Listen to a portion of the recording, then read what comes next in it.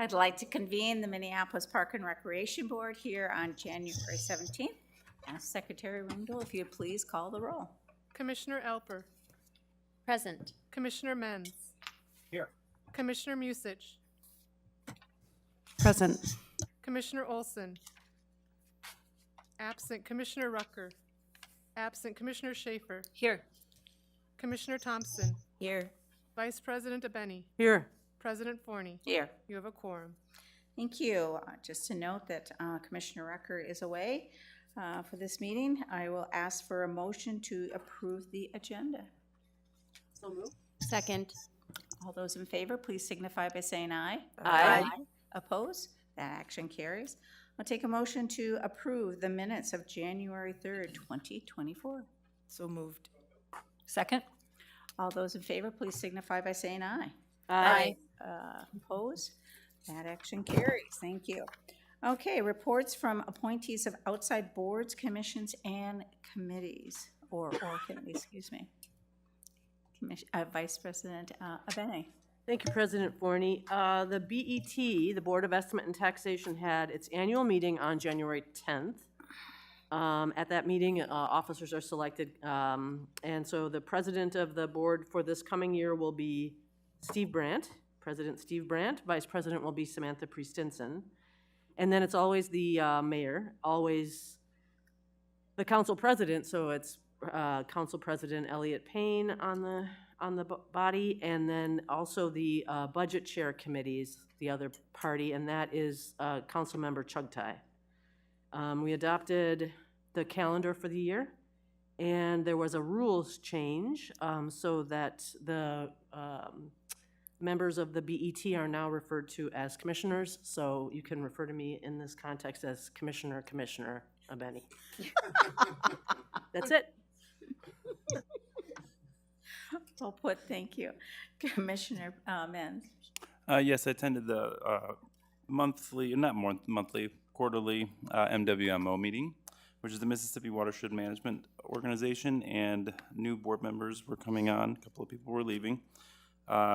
Really exciting presentation around the Upper Harbor stormwater work and how that's going to play out and how it's going to really be a model for the whole system and preventing and creating really strong stormwater infrastructure and maybe even get credits for future improvement. So it just seems like the system has been thought out in a really long-term way. Also, the group, the MWMO secured some Hennepin County blighted land near Edison High School that's been in our community for years. Really, it just shows the way that organization acts as a conduit, as a sort of a middle entity for bringing different organizations together. And this is a really good example of that. Executive Director Reich and the staff over there helped secure this land that's been sort of in our community for years. And we're not sure how it's going to be used. I think we should keep an eye on it. Right now, it's designated to hopefully have a little bit of affordable housing and then some extension of the green campus at Edison High School. But it's definitely not out of the realm of possibility for us to keep an eye on that. But it is now owned by the MWMO with a cleanup plan in place. Yeah, lots of fun stuff going on at MWMO. Thanks. Thank you. Not seeing any other lights, we will move on to the consent agenda. Anybody like to move that slate? I'll move the consent agenda. Second. Thank you. All those in favor, please signify by saying aye. Aye. Opposed? That action carries. On to standing committees. We have the Planning Committee. So, point of clarification, this item is being asked to be postponed, but I should still move it off of, forward, okay. So from the Planning Committee, I'd like to move Resolution 2023-250, resolution rejecting encroachment permit application for use of land in front of the subject property at 1261 West Minnehaha Parkway, encroaching upon parkland at West Minnehaha Parkway, located within Minnehaha Parkway Regional Trail. Second. Okay, and so a motion to postpone, is that what we need? Yes, I don't know if staff wanted to speak to this, but the the application, yes, that would be great, Assistant Superintendent Schroeder. Staff has asked this to be postponed while the paperwork is moving again. President Ford, Benny, Vice President Benny, in addition to Commissioner. The applicant has been communicating with staff. They have provided us information, including a survey. We're working to refine that. We need time to fully review it. It looks like, our real property administrator, Christine Downey, was able to provide some information to them even this week on the cost of the encroachments, the fees for encroachments. So we have yet to hear back from them, but we are in process with them again, and this time it seems more real than over the past several times. Okay, thank you for that. And so, again, I'm somewhat aware of this because it's in my district, and I support it. Oh, I'm sorry. Yep. My meeting. That's okay. Nope, Commissioner Musich. Thank you, President Forney. You're asking us to postpone. Do you have a date to which we should be motioning to postpone until, or should we be tabling this? President Forney, Commissioner Musich, we'd ask that you postpone it to your first regular meeting in March. Okay, lovely. I'd like to make a motion to postpone this item to our first regular meeting in March. Second. Okay, all those in favor, please signify by saying aye. Aye. Opposed? That action carries. On to administration then and finance. Yeah, on behalf of Administration and Finance Committee, I would like to move Resolution 2023-248, resolution approving a new lease agreement with Eastside Neighborhood Services, leasing space for 3 years at the Luxton Neighborhood Recreation Center located within George E. Luxton Park. Second. Thank you. Any discussion, any presentation needed on this? Doesn't look like that. So I think we have to do a roll call on this. It's Elise. Yes. Commissioner Alper, Aye. Commissioner Menz, Aye. Commissioner Musich. Aye. Commissioner Olson, Aye. Commissioner Rucker, absent. Commissioner Schaefer, Aye. Commissioner Thompson, Aye. Vice President Abeni, Aye. President Forney. Aye. You have 8 ayes, 1 absent.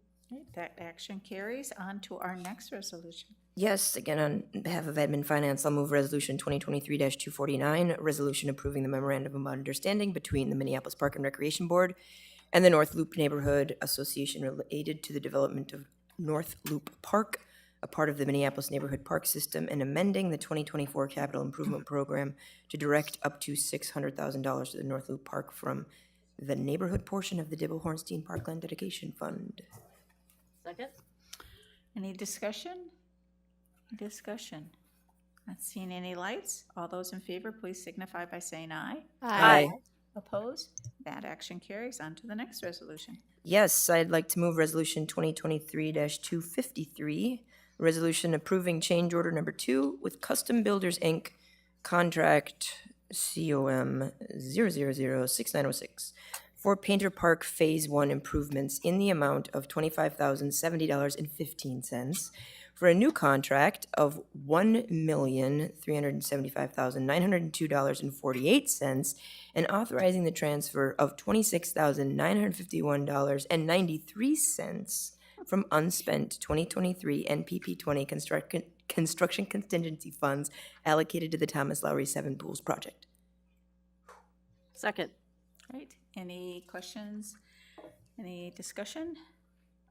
Not seeing any lights. All those in favor, please signify by saying aye. Aye. All those opposed? That action carries. Well, I can't believe this. We will race through then to reports of officers, since we were negligent in not acknowledging the superintendent last time. Please, Superintendent Bangora, share with us. Thank you, President Forney and Commissioners. Great to see everybody. I'll get everybody caught up. How's that sound? So we'll start with, as we always do, Strategic Direction A, act boldly for our climate future. So this is a memorandum of understanding, an MOU with Minneapolis Public Works and Minnehaha Creek Watershed District. In 2021, the Board of Commissioners approved the Minnehaha Parkway Regional Trail, a deep collaboration with Minnehaha Creek Watershed District and the Minneapolis Public Works. Approval followed the creation of an MOU directed to collaboration on capital projects.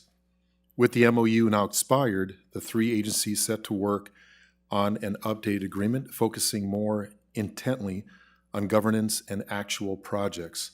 Under the proposed update to the MOU, MPRB would collaborate with Public Works and the MCWD on definitions of a capital plan for the Minnehaha Creek corridor in Minneapolis. And if you look at CMAP 1, the MCWD will likely direct up to $10 million to projects in the corridor, amplifying funds directed by the MPRB and Public Works.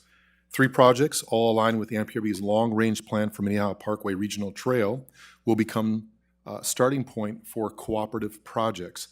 A consultant will be selected in 2024, this year, with implementation beginning in 2025. A steering committee comprised of representatives of each agency will guide work with representatives from the Park Board, District 4, 5, and 6. The MOU will come to the Board of Commissioners for consideration in the first quarter of 2024. Very exciting. Strategic Direction B, cultivate each community's place and honor and cultural traditions in Minneapolis parks. And this was an awesome event. I do have a video of President Forney dancing, by the way. So Dr. Martin Luther King Jr. event, Reverend Dr. Martin Luther King Jr. event. The community events team hosted the annual Reverend Dr. Martin Luther King Jr. celebration on Monday, January 15th. The night was a great success, with numerous attendees saying it's the best MLK event they have seen yet. Despite freezing temperatures, the seating area in the gymnasium was full. The celebration was emceed for the 11th year by Chad Jackson, who is brilliant. His whole family always shows up. Director, Brand Partnership Development, the Minnesota Twins, and Board Chair of the Boys and Girls Club of the Twin Cities. Dr. Verna Cornelia Price, co-founder, president of the Power of People Leadership Institute, gave really, truly a powerful keynote speech. And musical performance from the evening came from none above one of the hottest young music groups to come through the Twin Cities in years. And I kid you not, these guys were unbelievable. And they actually had costume changes, which was pretty impressive. So that's how serious they were. But it was absolutely amazing. You're going to see more of them. They were brilliant. And Dr. Price was absolutely amazing, a powerful speech. A powerful and well thought out presentation was also given by the members of the MPRB's Youth Line program. And I also have to say their presentation was just beautiful. They did such a wonderful job in presenting the voices of our young people. And it was absolutely powerful. If you have a chance to see it, it was really moving and very powerful. So very, very proud of them and our youth. And they filmed at North Commons, and it was just absolutely amazing. The highlight of the evening came from when the Living Dream Award was presented to Walter Q. Bear Banks Jr. Q. Bear is known for the voice of the airways for 30-plus years at KMOJ and his never-ending commitment to community with many contributions to the MPRB over the years. And what was also emphasized for Q. Bear was that when we asked him anytime to do something, he always said yes. It was just so much support for the Park Board, and very, very proud of him and well-deserving of this award.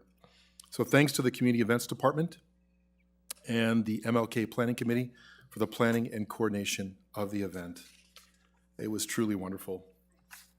If anybody wants to see Meg dancing, let me know. It was really good. I didn't know you could dance that well, Meg. That was President Forty, sorry. It was really wonderful. Strategic Direction C, implement quality youth and intergenerational programs.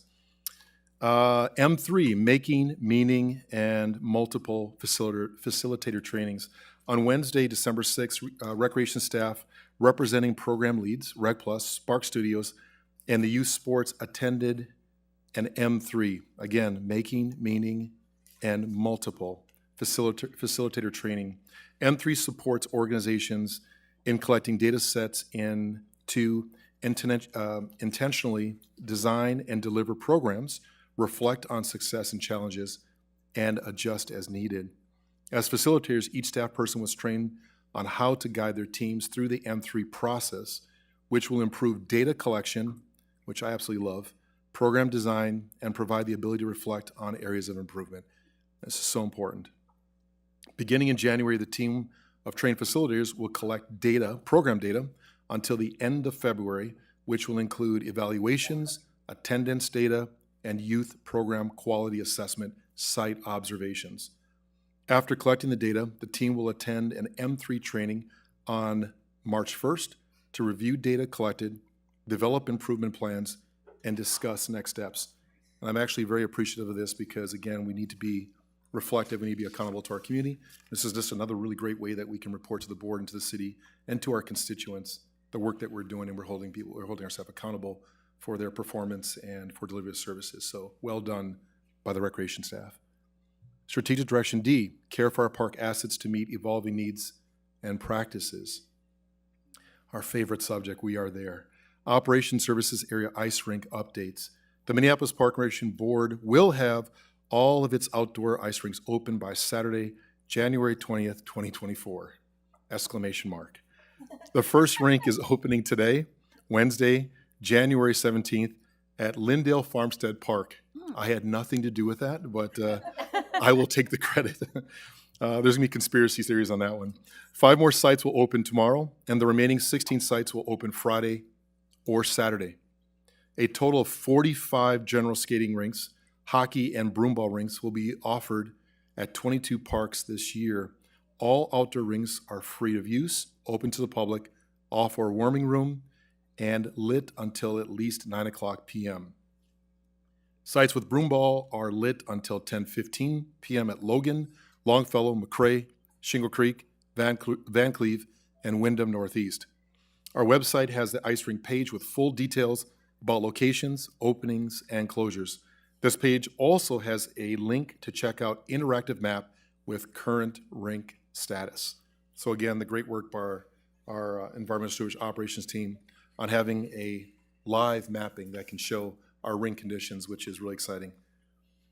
Strategic Direction E, the last one, steward our natural resources.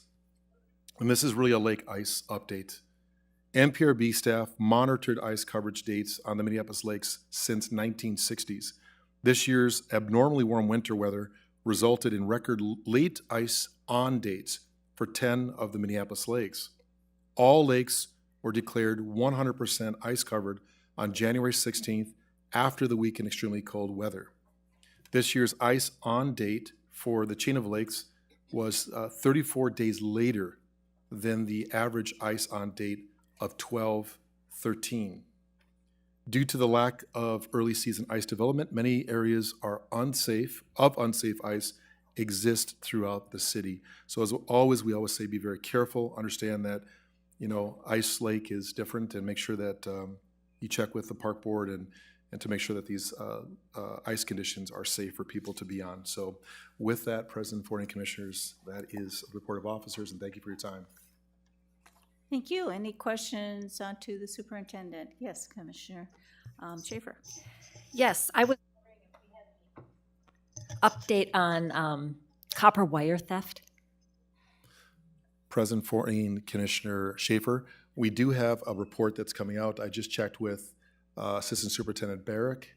We're looking at, we think we'll have it ready to go by tomorrow.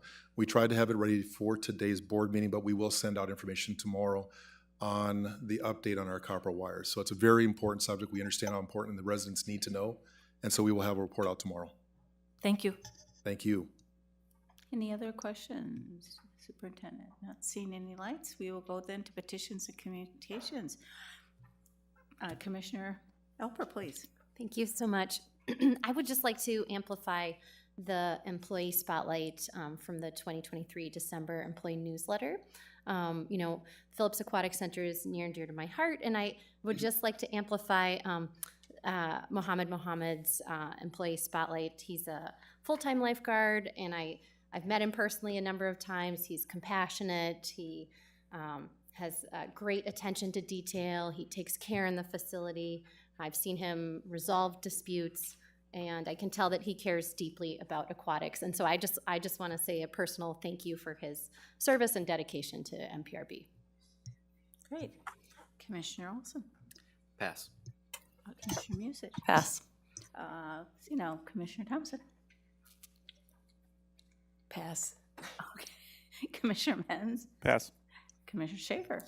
I'll just highlight two ICE events since we had the good news around ICE. Last year, we had a 3-neighborhood event that had to be canceled due to the ice conditions. So that will be, there's a lot of pent-up energy for that 3-neighborhood event, and that'll be happening Sunday, January 28th, 1 to 3 p.m. at the Lake of the Isles Warming House. And of course, there's still tickets left for the Luminary Loppet, which is always a great highlight for anybody who has attended. And if you haven't attended, it's a magical evening. So hope you can come. Vice President Benny. Pass. My. I'm sorry, I'm trying to fill up time before we have open time. Well, my only thing to report in is MLK was, I know we probably have said it every year, this one was awesome. It really was unbelievable. This musical group sang Happy Birthday in the Stevie Wonder.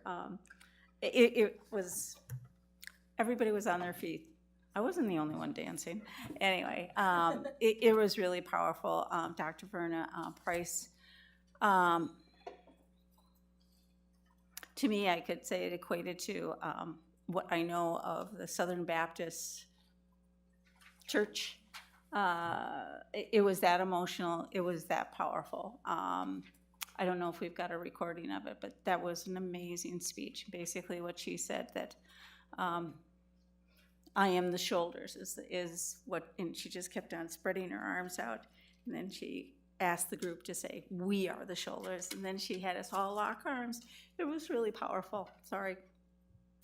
And just how important it is that we are there for everybody. And that's the only way we're going to be able to get through things, and particularly through these times. So I could babble on here, but we have a time certain. I don't know if I should recess and go over to. Point of order, we have another item on our agenda for tonight. Excuse me? We have another item on our agenda tonight, the Water Resources Report. Oh, no, that's petitions and communications. It's not a presentation. Oh, okay, very good. Yeah. Unless I'm incorrect? No, you're right. Thank you, okay. So I believe that's all that we have, so I am going to recess the full board for here 8 minutes and move on then to standards and conduct. Thank you. Thank you, President Forney. Noting the time is 5:22, I'd like to convene the Standards and Conduct Committee. Secretary, will you please take the roll? Commissioner Musich, Present. Commissioner Olson, Here. Commissioner Thompson, Here. Vice Chair Schaefer. Here. Vice President Abeni. Here. You have a quorum. Thank you. I would take a motion to approve the agenda, please. So moved? Second. Or not second. Any discussion? Okay, all those in favor of approving the agenda, please say aye. Aye. Aye. Opposed?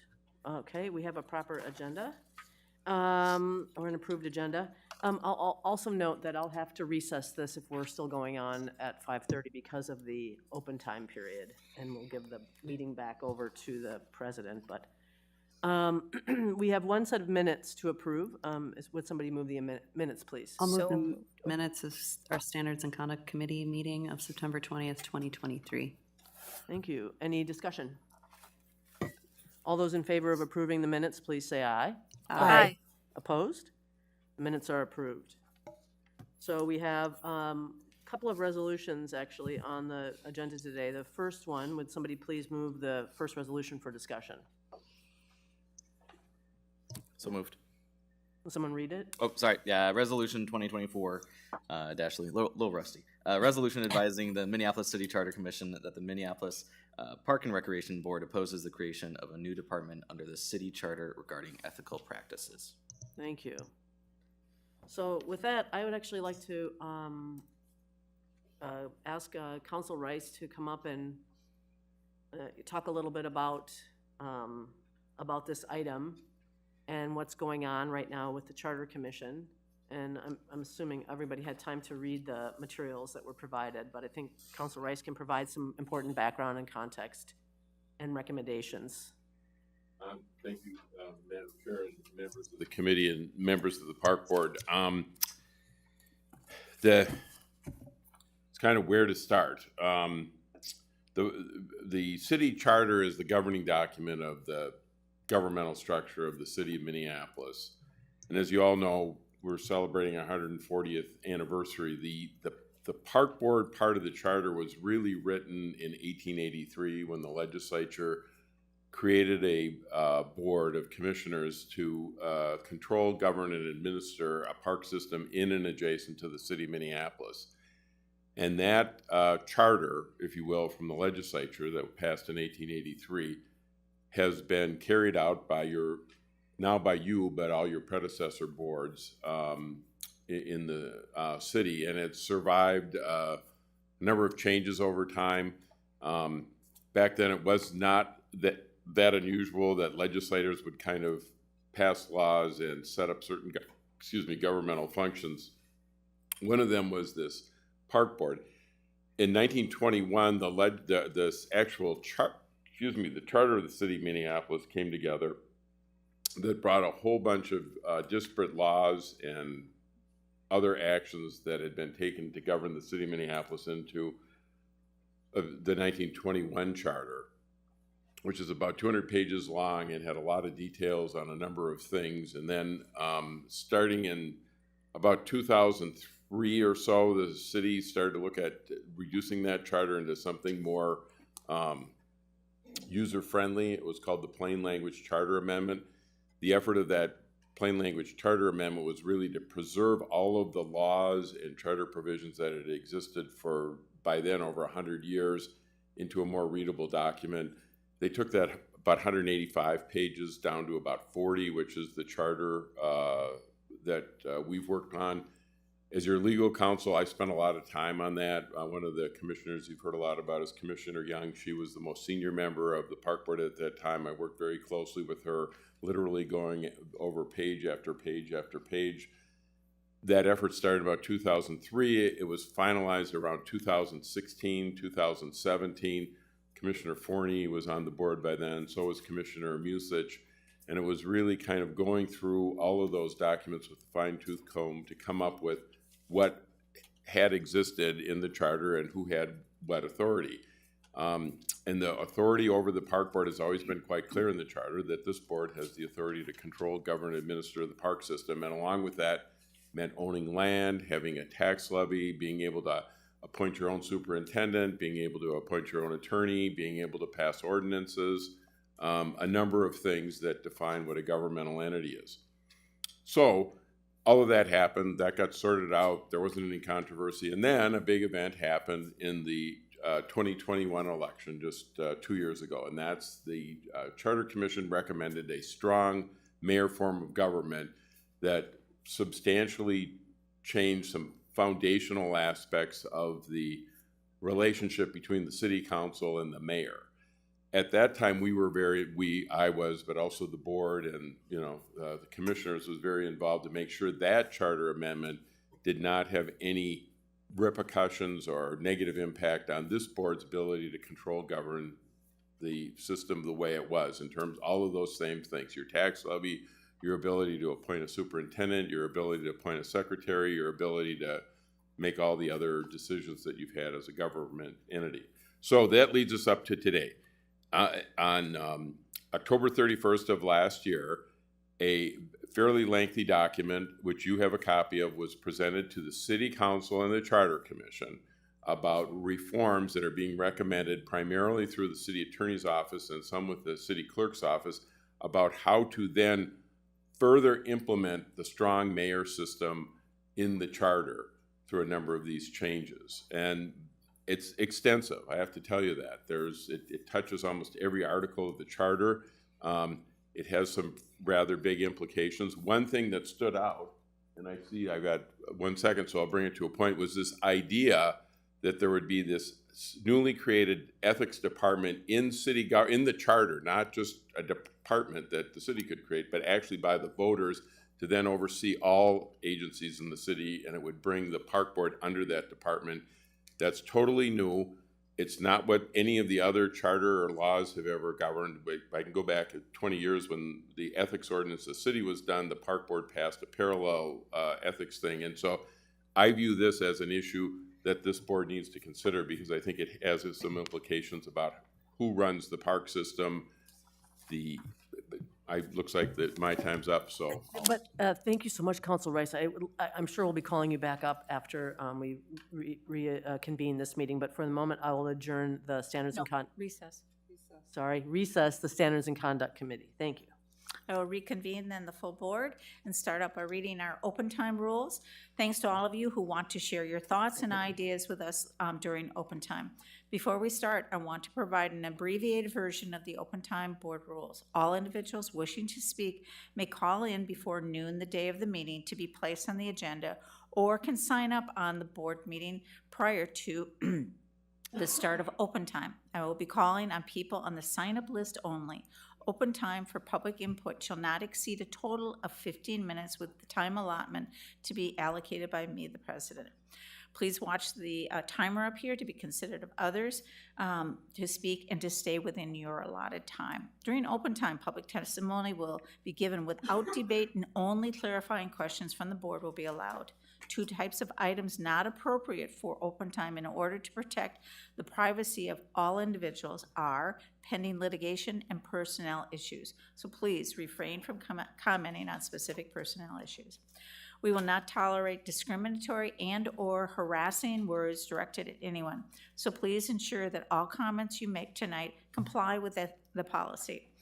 This board made the decision many years ago to operate under Robert's Rules of Order. Under Robert's Rules of Order, the ceding of time to another person is not allowed. So only those signed up to speak may only speak for their own allotted amount of time. We also request that each speaker provide his or her name and address. We have 6 speakers, so I'm going to allow 3 minutes for each one.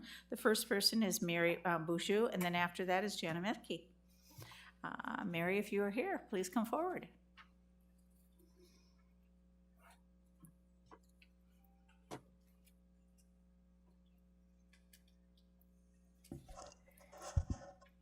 Thank you, Chair Forney and members of the Park Board and Superintendent. I'm here tonight to speak in support of the upcoming resolution regarding the Overlook Gardens and the dedication of the Overlook Gardens to Robert Scafty. Robert Scafty was a member of our community in Minneapolis specifically, and also in the Stevens Square community, as well as the Loring Park community. And it's, I wanted to speak tonight. I did not know Robert personally, but I knew of many of the things that he contributed to our community. He was a dedicated volunteer, and he was dedicated to overseeing and creating the gardens that exist there, and he gave freely, very freely, of his time, not only to the gardens, but to just the community in general. He was dedicated to his positions, that his volunteer positions as well as his paid positions, and he always had a generous and open heart for everyone. It was shocking to many of us, or to most of us in the community, that he was taken from us so quickly. And I feel that being able to dedicate these gardens in his memory and his name would just be a significant, fitting honor of his, all of the time and effort and his kindness and his thoughtfulness that he contributed to Minneapolis and to these neighborhoods. Thank you. Thank you, Mary. Jana, and then after that is Jesse Overvides. I hope I'm saying that right. Jana, please come forward. Hello, Commissioners. I'm Jana Metke. I'm the Executive Director of Citizens for a Loring Park Community, Loring Park Neighborhood. And as Mary stated, on December 8th, we lost a very good friend, a beloved community member to the Loring Park neighborhood, a longtime resident, a devoted volunteer, the greening coordinator in Stevens Square, a professional dancer, and the Franklin Nicollet Farmers Market coordinator. He worked at and was devoted to the Oak Grove Grocery, which is a sanctuary in our neighborhood. People come there and they're filled with light and joy because of Robert. So he was a shining light in our neighborhood. I want to thank the superintendent. I want to thank Commissioner Schaefer. I want to thank Michael for putting all this work together in such a fast period of time. Jennifer, you too. It's amazing that we are at this point already. Robert was a beloved neighborhood staff, and it's so important for his legacy to be carried forward. CLPC wholeheartedly supports this effort. I have made some handouts for the board that for those of you that may not know Robert, have never met him, to kind of feel and grasp the outpouring of love that the community has for this individual. And for those watching this tape, especially his family who is here right now, we loved Robert, and this is a fitting tribute to him. And I thank you a lot for all your work. Do you want to hand Dawn? Thank you, Janet. Next then is Jesse, and then after that is Claudia Callahan. Hi, my name is Jesse Ovides. I live in 2944 Grand Avenue. I was here in June, and I talked about my mental health. How much have the Sudan Garden helped me? I was there today, and I needed to get grounded a little bit. So I took a walk. I looked at the garden. It's all natural. It's all great. And the ground, when you walk on it, you could hear it kind of like squeaky noise like that. And it's something very important in my life, and I'm pretty sure it's very important for people they're disabled too. And also they're going through mental health. It's very important to have a path, like a project like the Sudan Garden. And I want to really reconsider what the Hennepin County is thinking about doing. And if we're going to make something, let's make something for the community, something beautiful, something wonderful, where people, we got people from all over the city and also out of town when they come and visit, they go to Sudan Garden. Let's make it a destination, but let's make it really beautiful. I appreciate your time. Thank you, Jesse. Claudia, and then after that is Jose Herrera. Hi, I'm Claudia Callahan, and I live in Kingfield. Since I last spoke to you, we at Sioux Line Community Garden have looked into the 4F process. I think you all received a letter from Sally about it today, which requires projects that receive federal funding to look for beneficial uses and consider other sites before building transportation projects. Hennepin County has made the claim that although Sioux Line Community Garden is owned by Minneapolis Park Board, it is being used as a garden and not as a park, as it does not fall under 4F protection. And it does not fall under 4F protection. Minnesota State Aid considers the Sioux Line Garden to be an urban production ag, even though all of the gardens on Park Board owned property are included in long-range plans and considered parks. And even though we believe Sioux Line Community Garden, with its many varied areas and community engagement, to be a park, 4F will not be used in this case. Instead, Hennepin County applied for a modified NEPA process, and this has been approved by Minnesota State Aid. Without all the information about what Sioux Line Community Garden really is, how it is an invaluable green space with trees, native plants, pollinator habitat, and a community resource for the Whittier community, how Sioux Line Community Garden partners with Whittier schools and master gardeners, and how the garden provides food security for the community and the food shop with over 100 plots. We also believe Hennepin County has seriously underestimated the impact this trail will have on the garden. Sioux Line volunteers are gardeners trying to save this beautiful natural park space, the only one of its kind in Whittier, from becoming a transportation thoroughfare. Even though some folks at the county have worked to go around 4F and the modified NEPA process still requires similar process and Park Board and Rec approval, we are grateful for this. This approval starts with a staff letter of concurrence to the official project memorandum. Soo Line Gardeners will be providing detailed comments on the project memorandum that we will share with commissioners and park board staff before they draft their letter.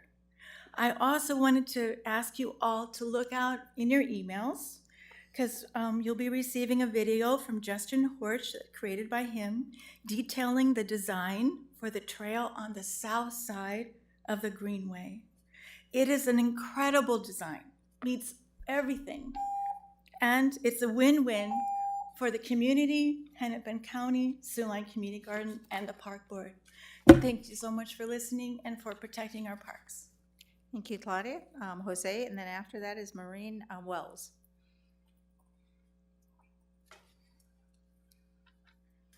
Hello, Commissioners. My name is Jose Maria Herrera Tamayo. I'm a resident of Stevens Square, and I'm here today to support Resolution 2024-5. I had the pleasure of knowing Robert Scafty as a fellow staff member and volunteer of the Stevens Square Community Organization. As many of you know, Robert was murdered in December last year while working in his neighborhood bodega, leaving the many communities he was loved by in grief. He's survived by his dog Sammy and the many neighborhood green spaces he helped found, including the Overlook Garden, which he cared for alongside Parks and Rec staff and volunteers. I'm thankful for the energy that there is to dedicate a memorial garden to him, and this is an important first step. I hope this resolution can move forward so we can give Robert the many pollinator flowers he deserves and preserve the space for generations to come. Thank you. Thank you. Maureen?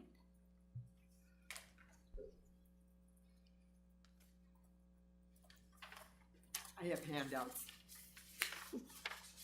I think one way of understanding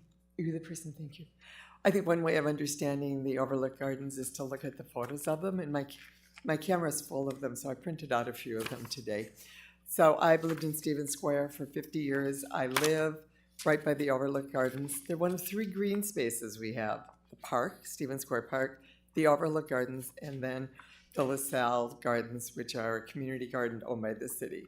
But that's all we have. And so anything we can do and you can do to help us preserve the green space in a community that's very dense and very diverse is really the most helpful thing you can do for us.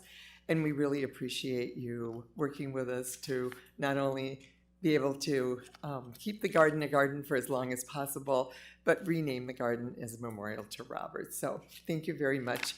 I have not much more to add to what all my neighbors have said, so thank you. Thank you. That was our final speaker, so I will close our open time, and I will then adjourn the full board and go back to standards and conduct. Thank you.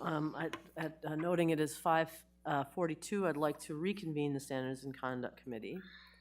Council Rice is coming back to the podium. While you're coming to the podium, I'd like to actually start the discussion again by asking a question. You mentioned that there are every aspect of the charter is being looked at, all of the articles, I believe they're called, or chapters. In what way are you monitoring, you and your team, including I think Pamela Gokemeyer and others, monitoring those proposed changes, and what's special about this particular item? Okay, yes, thank you, Chair Abeni. Let me clarify a remark. The recommendations that are being made touch not every single part of the charter, but a majority of the articles that are in the charter, it's a lot, and knowing how long the plain language charter took and the importance that every word has in that charter, it's important that we look at it. But to answer your question and to give a timeline, these changes were rolled out on October 31st, 2023.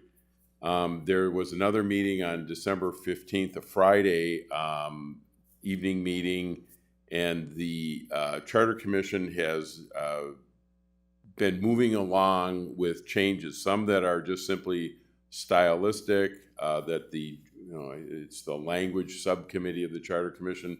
Ms. Gokemeyer has attended several of those, as has Frankie Johnson. I've attended 1 or 2. We're making an effort to be in the room all the time. And I could step as an aside, going back in my history as general counsel, there was a period of time where we didn't pay attention to the Charter Commission and the outcome was not good. They literally changed your election cycle one time and we couldn't do anything about it because we didn't catch it until 10 years later because they made a change after one reapportionment that would take effect the next one. And so there was a 10-year period and we woke up one day and lo and behold, some city council members changed the charter without us even knowing. So that was a lesson I learned early on that we need, the board, you need to pay attention to the charter. They do have, at this point, it's not exactly clear when some or all of these will move forward. One major change that you'll likely hear about is right now, the city council has authority to confirm about approximately 15 department heads in the city. One part of this proposal would be to limit that down to, I think, 5 department heads would be approved by the city council. The rest would simply be appointed by the mayor. That, frankly, is more in line with the theory of this charter amendment that they were going to bring the charter into compliance with a strong mayor system and therefore take away some council's prerogative, like confirming department heads. There are other provisions, but the one that I said that really stood out to me at the first meeting was this idea of creating a charter-sponsored ethics department. So I'll give you an example.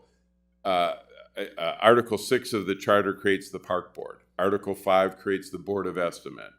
There is a charter provision for the police department, for the fire department. Certain things are created by the charter, which gives those departments an important level of responsibility. There are other offices that are created in the charter, and it's just how the government works. And at least this one, I'm not familiar with any other city that has gone to the extent of, through its charter, creating an ethical practices board. Historically, this board has, through its ordinance, a power. The park board has an ordinance, PB 16 is a ordinance on ethics for itself and its employees. The city council has an ethics ordinance as well, I think it's chapter 15 of their ordinances that govern and control themselves and their employees. The park board has that. The park board also by rule has, I think it's section 22 or 32 and 41, it's in my memo, that requires the commissioners to adhere to a certain level of conduct, and if their conduct in the judgment of one of their colleagues is such that it's not measuring up, you can any commissioner can file a complaint against one of the other commissioners and it would be heard by this committee, standards and conduct. In my experience, they're uncomfortable situations for some, but there have been complaints filed by one commissioner against another. They have been heard publicly in this room, and I think we saw maybe the best example of that most recently was in Congress. George Santos, the congressperson from Long Island, had some very suspect issues. He was indicted by a federal grand jury for campaign violations and other things. Congress looked into it. 3 times they rejected removing him, and on the 4th time they did remove him because that's the power of Congress. Only they can sit and judge their members or have the ability to remove them. Local elected bodies don't have that authority, but typically when a elected official misbehaves, like our legislature has the ability to remove a senator or a House member, and they can be uncomfortable situations where you have to sit in judgment of your fellow members. The argument that I've seen in the paper for this Department of Ethics was because a council member, Cano, had doxed 1 or 2 of her constituents about some issue that was being raised, and there was a complaint filed against her and some findings by their ethics administrator that went to the city council. And there was also some findings against former council member Philippe Cunningham that he had done some Facebook post about a restaurant in his district that received some unfavorable or controversial comments. A complaint was filed.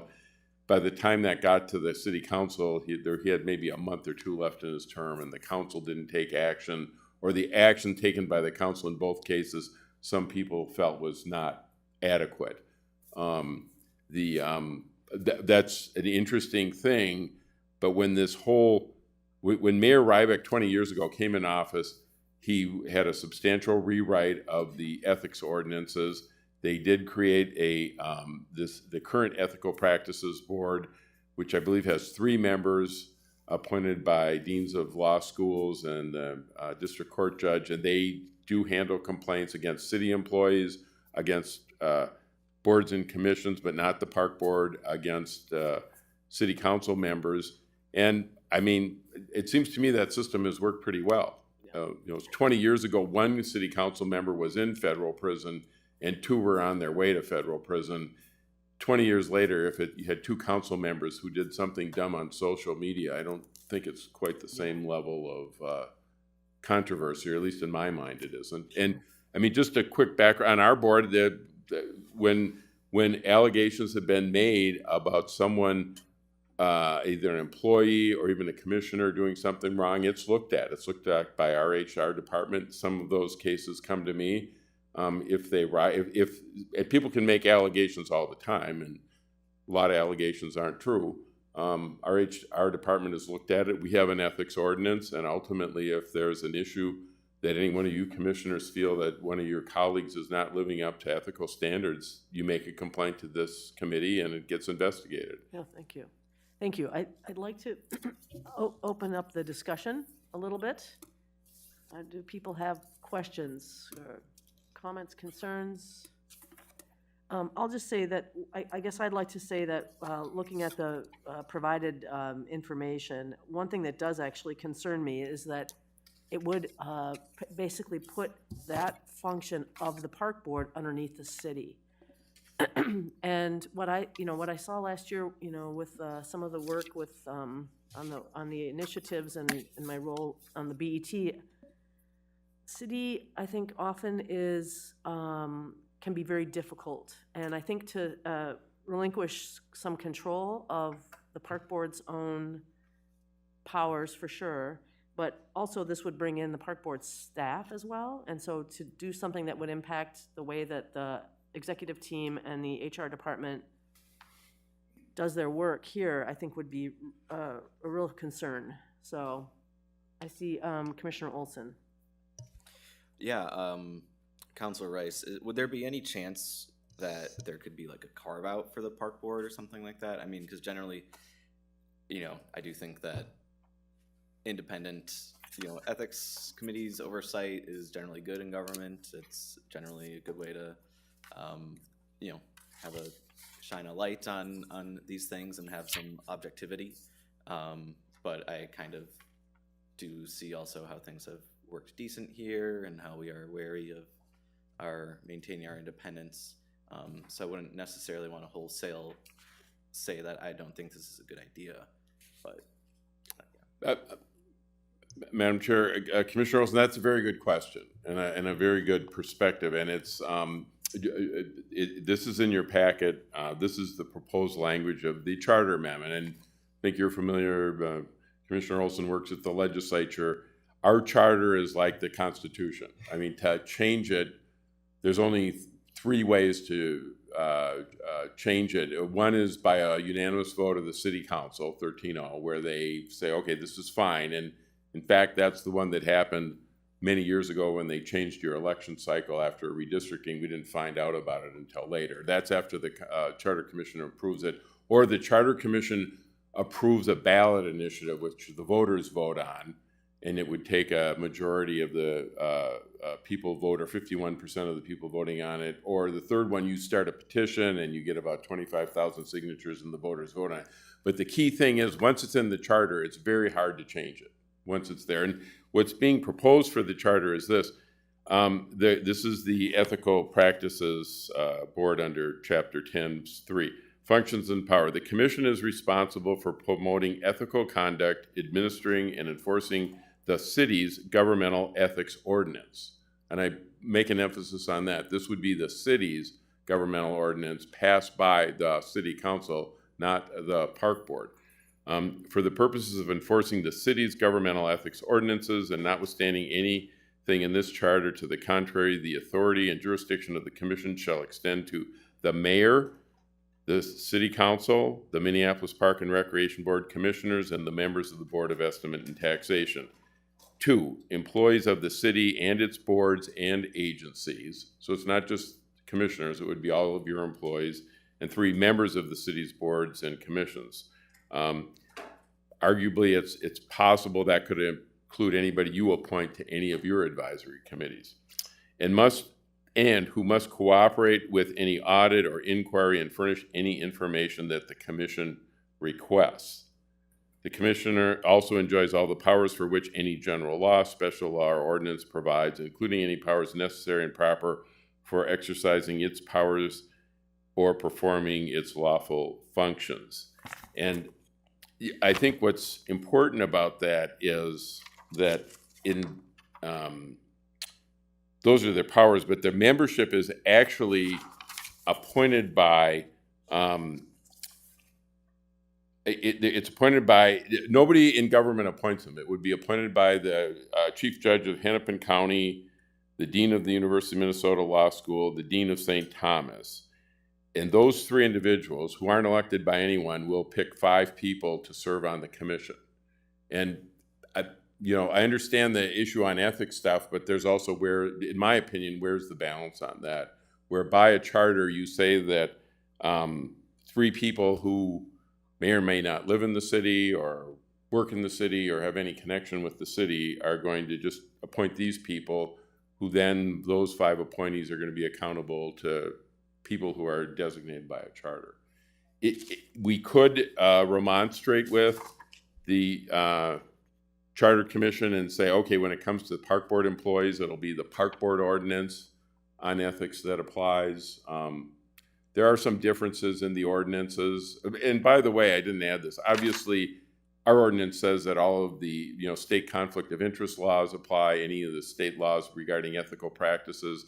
I think all of you have been going through this exercise of filing your ethical, economic impact. No, economic, EIS, economic.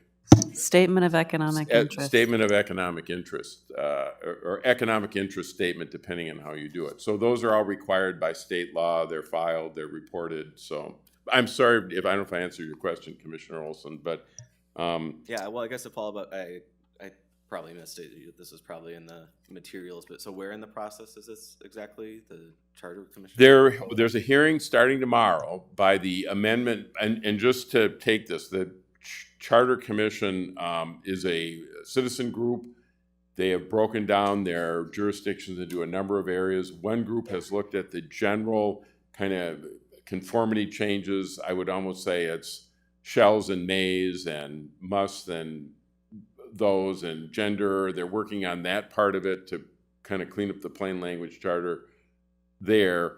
There's a committee called the Amendment Review Subcommittee, which will be dealing with this issue. They start their first meeting tomorrow at 3 p.m. And hence, that was one of the reasons this is coming forward. I know it might be a bit new, but they, when a body holds a meeting on Halloween and then another one a week before Christmas on a Friday, there seems to me to be, they're moving ahead. If the Charter Commission is going to put something on the ballot, they're going to need to know by May. And this is obviously not maybe the biggest thing, but it's one thing that's being, seriously considered. And my guess is as this process rolls out, I'd almost compare, and it is very much like comparing it to legislation. It's one of the things I do go to the Capitol. A bill gets introduced in the legislature, and it's one thing, but then as you follow it, it changes, and the deadline for the Charter Commission is about May to put anything on the ballot, and I don't know where this goes. So there could be potentially an opportunity to simply carve us out. I mean, we could ask that. Yeah. Okay. Thank you. Thanks. Any other questions or comments? Okay. Yeah, I mean, I think that all of us would be, concerned about the kind of a high ethical standard, not just as among the commissioners but the staff and all of that. But I don't know that other than in name only, this is something that's going to achieve any kind of result. It's very unclear to me. So I think that the slowing down on this is a good idea. So I guess I'd like to go ahead and take a vote. All those in favor of Resolution 2024-3, please signify by saying aye. Aye. Opposed? That resolution passes. Madam Chair, if I could, and to Commissioner Olson's point, I would urge that either you or I or Ms. Gokemeyer tomorrow at least transmit to this commission that this resolution is moving forward, because I think the sooner at least a concern is raised, the more likely there'll be a chance to address it, rather than, well, you didn't tell us. And they're busy. This is the stack of articles that are being affected by this proposal, and Yeah. this is just one provision. Yeah, I think this gives some direction to begin the process of having that conversation with the Charter Commission, and it could happen right away. Okay. So, thank you. I'll take direction from the chair on it. Thank you. I'd like to ask, I'd like to move Resolution 2024-6, receiving and filing memorandum from Council Rice outlining the process used to fill the at-large commissioner vacancy in 2023. thank you. I just want to say quickly, we don't typically do receive and file items, it seems to me, at our park board meetings, but it's something that they do at the BET. And since we were having a standards and conduct meeting anyway, I thought it would be a good idea to actually take a moment to kind of reflect and kind of gather the summary of what happened during our vacancy recently on the board, and to kind of put together kind of a review summary of that as kind of a time capsule, so that we would have a record in one place of this what can be done or what was done and how it's different in the last 25 years or so. So with that, I don't know if there are questions or if Council Rice wants to speak to it at all. Maybe I could just make a quick comment. Yeah, that was quite a process, and I want to thank some of this research is things that I have in a file that goes back to 1986, when then Commissioner Gilbert died in office, and a process was set up by then Secretary Mary Merrill Anderson, was the one who, like Ms. Ringgold, had the responsibility here to pull it up. Ms. Mary Merrill Anderson developed that, but also Mr. Goodrich did some great archival research, as did Angela and other people. So I think what Commissioner Benny said was probably the best. This is a bit of a time capsule about what happened in the 5 previous cases, and the circumstances all varied a bit. So, but it's helpful. If I could have one aside, Commissioner Gilbert had served since, up until Commissioner Young was the longest serving park commissioner, at least in that era. And he always said that the park board had the greatest park system, not in the state or in the country or the world, but in the universe. and the Hubble telescope has not proved him wrong yet. Nice. Yeah, I thought it was really interesting. I think that first vacancy, the park commissioners actually created a kind of a policy that then was later rescinded. But I also was really, I thought it was really interesting just how similar the process that we developed looked to some of those past processes. I'd also like to ask Secretary Ringgold, are there other considerations that would stem from a board vacancy, maybe specifically from board rules that haven't been or weren't addressed in Council Rice's memo? Chair, Vice President, Commissioner Benny. I think from a board rules perspective, there's probably 2 sections that the board would look to define guidance, and the rules that have been set by you, for you, over the time, or by your predecessors, excuse me. One is Section 18, and that's the election of officers. So that really talks about which positions amongst the board are elected. And in this case, the vice president was elected in that temporary time period, as well, of course, at the annual meeting. Section 19 is actually the duties of the board president. And in that section, when you look at Section 19, Item 6, it talks about that the board president must organize the board, including committee chair and board liaison appointments, and filling any temporary or permanent vacancies, except the appointment of the planning commission, which must sorry, gang, accept the appointment of the Planning Commission, which must be voted upon by the full board. So in this case, you kind of did it all, right? The board president took the role of making sure that the board organized around the vacancy. You actually elected the VP, and so it seems like those two sections of your board rules most closely align with the work you had in front of you at the time. Thank you, that's really, that's a helpful add. Commissioner Menz? Thank you, Chair Benny. I'm not on this committee. I appreciate the time to speak. I was wondering if this board was interested in, or if we're interested in, creating a policy that would be simpler for a future board. Going through this process and seeing the similarities that have been gone through, it might be the time to sort of create a policy for the next time that this happens, that it's just a little bit less chaotic. So I'm kind of opening it up a little bit for wonderings from fellow commissioners. Thank you, Commissioner Menz. I'll actually comment on that. I think that's one reason why I actually liked seeing this summary, because all the circumstances are a little bit different. If you had a district commissioner, it might be different than the way you would maybe deal with an at-large commissioner. If you're in the middle of the term or 60 days to go. I think creating a policy, especially given that I think in the 96 version, a policy was created but then rescinded by the next board.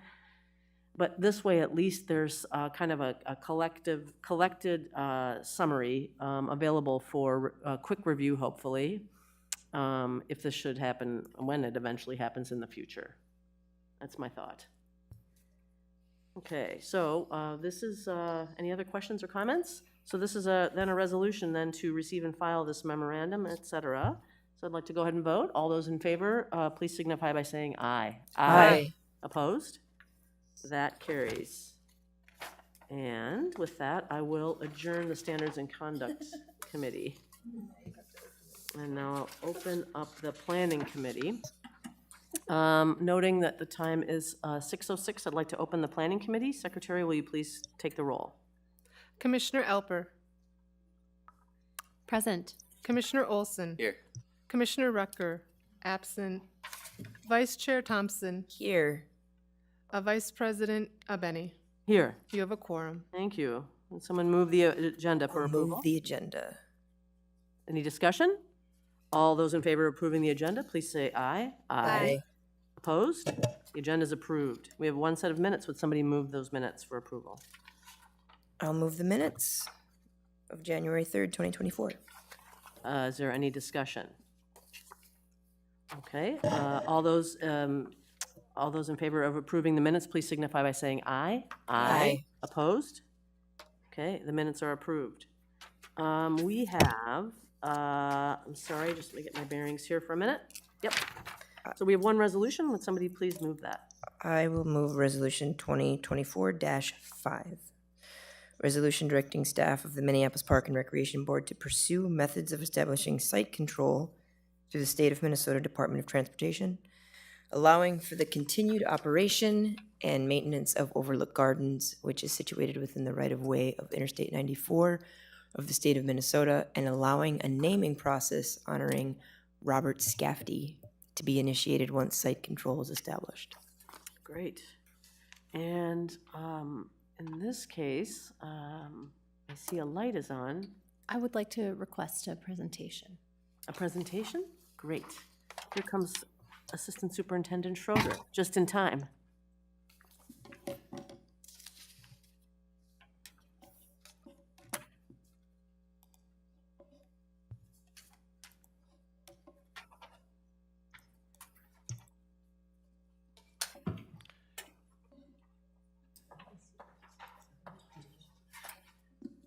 Chair Benny and Commissioners, I don't have much of a presentation, but I'll kind of review the process and thinking behind this. And I'll start with this map just so you know where this is located. You can see kind of, it's highlighted, the area of Overlook Gardens is highlighted by the kind of magenta dashed line. It's on 17th Street between Stevens Avenue and 2nd Avenue South, but just essentially a block north of Stevens Square Park. And on the south side of Interstate 94 as it crosses past the south side of downtown Minneapolis. It's situated above a retaining wall and therefore the name Overlook Gardens. I'll note a few kind of historical things about this and make one correction to the background and the resolution, that it was first established in 1996, not 1966, through an agreement between the state, the city, the park board, and the Stevens Square Loring Heights neighborhood. And it's persisted since then, even more recently through an Adopt a Park stewardship agreement with the park board, with the gardening group.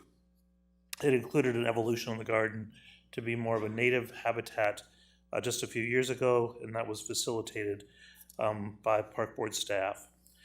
Commissioner Schaefer brought this to me, and I noted to her initially that it was difficult for me to look at this because there's no policy basis that we have for this, because it's not identified as a search area for like acquiring. Well, let me back up. We can't name a property we don't have control over. And that's where this really started. I needed to find a way that we could actually establish some level of site control, and I needed a path to find that in offering this resolution forward.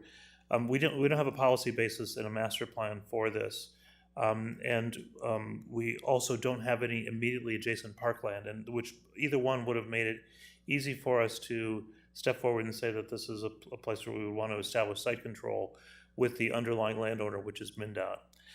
I did talk with Sherry Brooks, and she provided a great background for me, noting the history that the environmental stewardship staff have had with this particular piece of ground, and that actually might form kind of a substitute for direct policy. We've been involved with this through formal agreements, and since, as I mentioned, 1996, even without having any actual control over the property. And in fact, the staff has been directing both resources, both staff resources and plantings to this effort, especially in the last few years as it went through a native enhancement garden evolution. And I'm hoping that I got all that right. I'm really probably circumventing a lot of the information that Ms. Brooks offered to me, because there is some good history there, and we have been actively involved with the garden and gardeners there for some time. We have to assume that a naming position would require us to have some control over the garden, which we don't have through direct ownership, but we can pursue it by looking to MnDOT for a more definitive role in the property through something that might be akin to a limited use a permit that we have for other areas of the parkland. For instance, Ridgeway Parkway exists on MnDOT right-of-way through a limited use permit. There may also be some other means of establishing site control over this piece of ground, but that's really, I think, the precedent that needs to be accomplished before we enter into a naming property. So by this resolution, staff would coordinate with MnDOT to see if there is some level of permission possible. If it is a limited use permit and probably any other permission, they would make certain that there's no interference with the transportation purpose of MnDOT, and it would require some kind of signature, some kind of signing off by the Board of Commissioners, as we do with a limited use permit. And I would suggest that it's only at that point that we could begin the process of naming this piece of ground. And so that's kind of the sequence, and that's where the last phrase in the resolution becomes operative, that allowing the naming process to begin once site control has been established. I think that the neighborhood has made it clear that there is a desire to name this in honor of Mr. Scafferty. The staff is not challenging that at all. In fact, the environmental stewardship staff who commented on this were also very fond of Mr. Scafferty and felt this was worthy of receiving his name. But we're not actually in that process yet. And so I think that becomes the most important part of what we're doing tonight. You're actually asking staff to go out and get site control so that we could begin a naming process at some point in the future. Thank you. Are there questions or comments? Commissioner Menz. I do. Thank you. I'm not on this committee. Would we be pursuing site control if we were not pursuing a naming process? Sure, Commissioner Menz. I think the it might be depending on circumstances, like if the garden was in peril of being taken away, or that the board or the neighborhood might ask the park board to intervene and try and establish some kind of site control. I don't know that it's this particular circumstance that has come up that's caused this. It's not any other peril to the garden. Thank you. Commissioner Schaefer. Thank you for, I'm not on the planning committee, but I do want to just say a couple things. First of all, thank you to staff for considering this and your assistance. Both staff and myself have been inundated with various parts of the community trying to bring something forward. There's two properties he was very involved with, the Overlook Gardens and the LaSalle Gardens. We really don't have a platform at the LaSalle Gardens being city-owned property. So this was the best way forward for us to try to recognize the community's request and to consider it. Obviously, there will still be steps along the way for approval, but this would be the first step of saying to staff, look into it. We don't know what MnDOT's going to say. I mean, obviously, Stevens Square community would love that to be a park in perpetuity. But at this point, land conveyance is a much bigger process, longer process than a limited use partner or permit. So that was kind of the reasoning for moving in this direction. I guess just for the record, I'd like to say that I was very touched by the comments that came in through Open Time. You can see the variety of people that his life touched. I mean, those who worked with him directly at the gardens and he oversaw their volunteer work. There was somebody in the Open Time that just said they came to shop at Oak Grove Grocery, and that was their platform for relationship with him. We received a letter of support from Councilmember Cashman and Councilmember Osmond, which came in, which I am very grateful. They know how they've been hearing as well from the community. Those who purchased flowers and produce from him and the group at the farmers market for over decades. And then letters of support from two neighborhood executive boards, both the Loring Park community and the Stevens Square community, which those members are elected by their own communities. So I really think this is an opportunity for us as commissioners to do a couple things. One is to really support these communities and people and myself who are still trying to process the grief around what happened to this park volunteer. Secondly, I think it's a baby step forward in beginning healing. You know, the reason we heard from everyone is because everyone wants to do something, right? Wants to reach out and try to do something. And lastly, your vote, I think, is the beginning step in really honoring Robert Scafty's legacy. Thank you. Commissioner Elper. Yeah, thank you for recognizing me. I just want to say, first of all, this was a tragic event in our community, and I recognize the desire to do something to honor his memory at this point in time. We have many properties in which we consider carefully their names. And so I want to take that into account at this time also. And so I'm wondering if someone perhaps on staff could speak to how this process, what we're seeing tonight, compares with our typical naming processes, which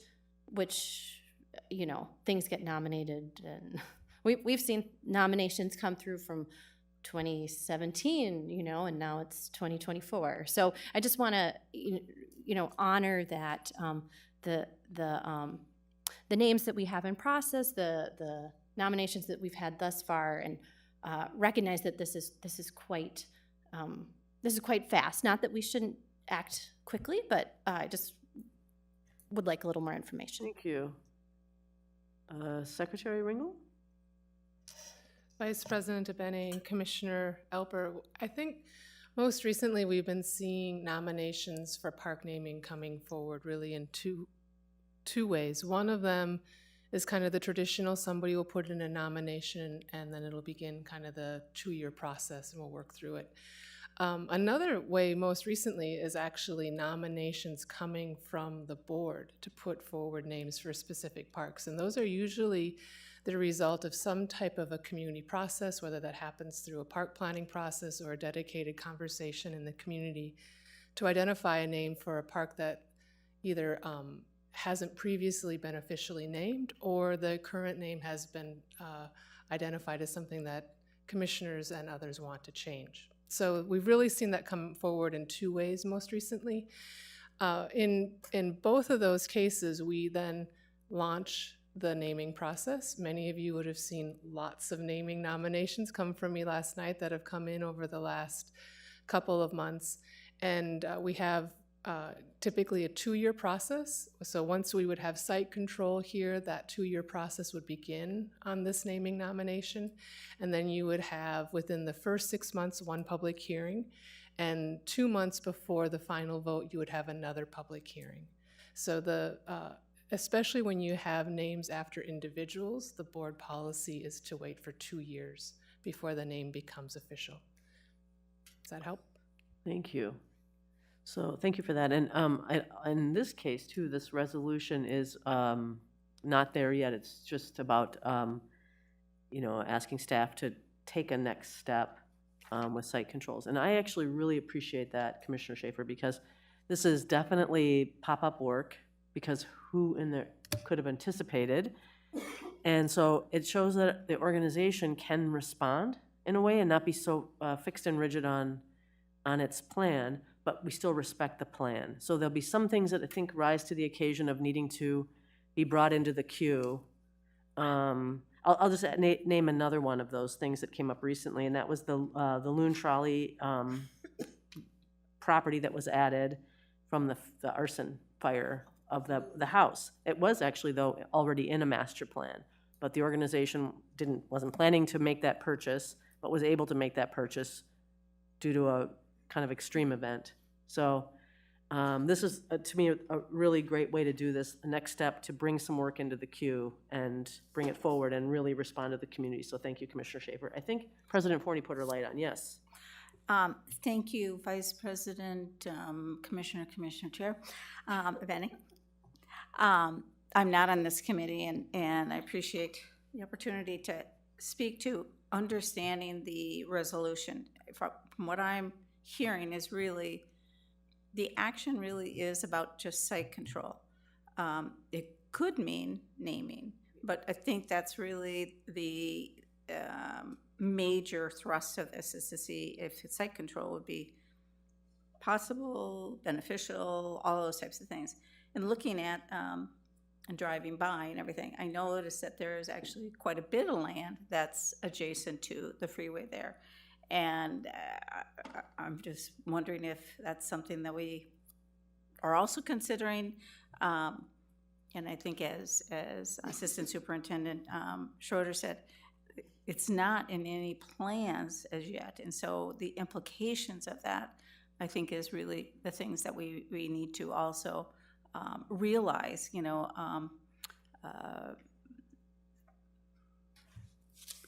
is it manageable? All the different things. I mean, what does site control mean? So I have a lot of concerns about it, and I don't want to diminish it all.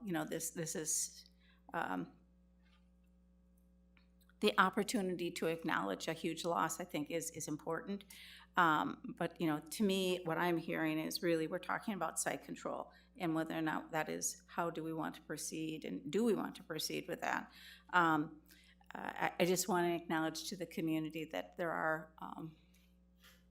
a lot of different ways that we memorialize and honor, community members, and whatever happens to this, I hope that you realize that there are opportunities that Robert could be acknowledged as well. So anyway, I'm just, like I say, I just want to make sure that there's clarity. We're really talking about site control and not about the naming portion of it. Thank you, President Forney. Other questions, comments? Okay. Oh, Commissioner Schaefer. Thank you for letting me speak. I wasn't certain there if I had the right light on, but I did. The last part of the phrase does say, and allowing a naming process honoring Robert Scafty to be initiated once site control. So obviously if site control didn't happen, then that would not happen. But if it did happen and it was approved, then we would initiate that naming process. So I just wanted to clarify that. Thank you. And I also would like to point out again for commissioners that we have had almost 30 years of investment, MPRB dollars, Sherry Brooks volunteer coordinator time, and community volunteers in this space. This is not just an extra that we're just looking at that we haven't had a history with. I mean, that would be something like the LaSalle Gardens or, something that's not even our property, but we haven't had any investment of time, staff resources, or energy. Thank you. With that, I would like to go ahead and move this forward for a vote. So all those in favor of Resolution 2024-5, please say aye. Aye. Opposed? That passes. Next on our agenda, we have a study item. And I see Mr. Dan Elias is coming to the podium. The study item is a report on the preliminary design for the relocation of the existing sailing center facilities at Bedeh-Makaska Park within Minneapolis Chain of Lakes Regional Park. Thank you, Chair and Vice President Benny. You took the words right out of my mouth for my first slide. So the agenda tonight, I will sort of note to you all why I'm presenting this study report and give a brief project history, an update on where we're at with this pre-design, the work that's completed to date. Ted Salzman, the Executive Director of the Sailing Center, will present their proposed building program. I'll present the Park Board's proposed building program, and then we'll talk about the next steps pending the committee's discussion on this item. So as noted in the background, staff and the Sailing Center would like Planning Committee and Board of Commissioner feedback on the direction of this pre-design before we continue forward expending both staff time and resources on our current project direction. Our goal is to prepare a pre-design report for the board's consideration later this year that will align with the Park Board's expectations for this project. The work that we're doing with this pre-design is based significantly on the 2017 approval of the Bedeh-Makaska Harriet Master Plan, with the focus area of the northwest corner, which envisions a realigned parkway, a new building for the Sailing Center as well as the Park Board, a relocated boat launch with the related short-term parking in the buoy field, and integrated flood storage and stormwater treatment, along with other items here. In June of last year, the board entered into a memorandum of understanding with the Sailing Center related to this work. And in October of this last year, we opened the new Bedeh-Makaska Pavilion, which this coming summer will have an influx of individuals, which will congest this area along with the operation of the Sailing Center, which is really the impetus to the relocation. Some of the background work that's been done to date, we did have Park Board Forestry do a comprehensive tree assessment to understand potential roadway alignments through this area that don't compromise some of the valuable tree canopy we have in this area. We have completed a topographic and a bathymetric survey of this area, vetting the feasibility of the buoy field in this part of the lake, as well as understanding the utilities and topography of the area. And we've done some minor geotechnical, 2 explorations, noting that we do have very, very poor soil conditions in this area, over 28 feet of muck. So any sort of realigned roadway or physical infrastructure that's going to be built in this area is going to require piles or other construction methods that deal with those soil conditions. So I'd like to invite Ted Salzman up for him to walk through the proposed Sailing Center program for a new facility. Thank you, Dan. Thank you, Chair Benny and Commissioners. we're really excited to be working with Daniel and Michael on this project, and appreciate the MOU that you all approved earlier this year. So we've been looking at our existing programming, which we now operate out of about a 1,200 square foot interior building with a decent sized outdoor space adjacent to that, where primarily have all of our classes outdoors for the most part now.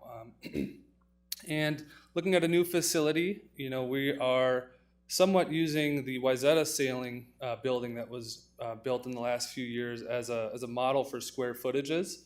They're located in Wayzata on Lake Minnetonka, and they're a similar size sailing program. And the crux of our design is based on an indoor classroom space, a kitchenette, an office space we can use for our staff. There's currently 3 year-round staff, and our program is growing to as well to potentially need more indoor staffing. We have storage areas for students. You can imagine having 80 to 100 kids during the day. They have a lot of bags, a lot of things to drop off. We have 100 sailboats, a lot of equipment that goes with that. So storing that in a safe way and an organized way is important, of course. We've discussed having bathrooms that are shared with the park board portion of the facility. So current discussions are a non-public bathroom space for us and the park board area to use, but of course that's early in the design. I guess I want to stress overall we're early in the design here. A boat maintenance area. So like I said, we have 100 sailboats and motorboats in our fleet, and having a place to, a modestly sized space to work on those boats and do a lot of fiberglass repair and things like that. And then a small kitchenette is mentioned here. For the site, we would need a student drop-off and pickup area. We have one today with a turnaround, so something in that similar vein, but obviously in a way that doesn't conflict with the restaurant that's there. Nearby parking for up to 40 cars at peak times, so that could be either the existing parking lot or street parking. We need to assess how that can accommodate us. A storage area for boat racks and rigging. So we have, I think, 60-ish boats that are stored on racks now, and those get used by little kids, they get used by adults throughout the day, and then put back on the racks for storage. And then, of course, a shoreline area for rigging and launching the boats. Ideally, since this is a beautiful outdoor space, we would still have outdoor classrooms, maybe a formal one adjacent to the building and some informal ones in the park area. I can answer any questions now? Or? Nope, never mind. That's it. Thank you.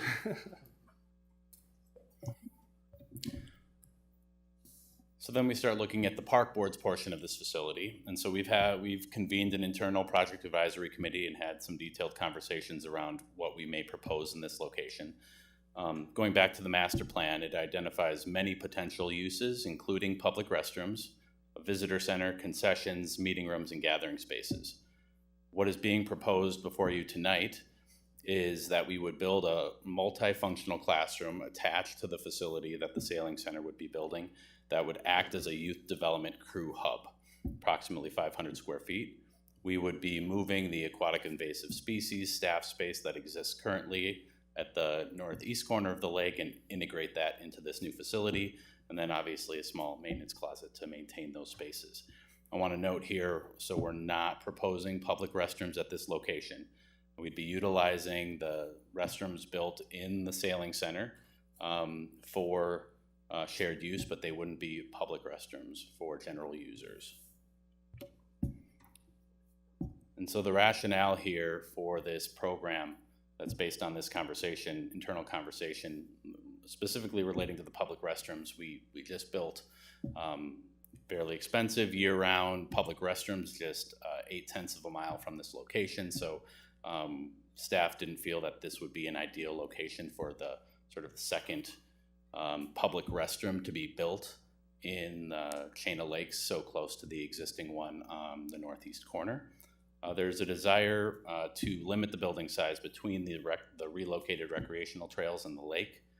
The site geometry is going to be limited with the lakeshore setbacks that will be imposed upon us, as well as the parkway realignment and feasible realignment of that parkway.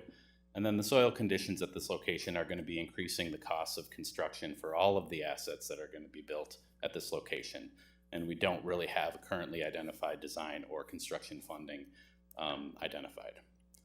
And there's additionally a desire for the park board to invest in improved asset management facilities around Chain of Lakes before building a new facility that will require additional park board maintenance.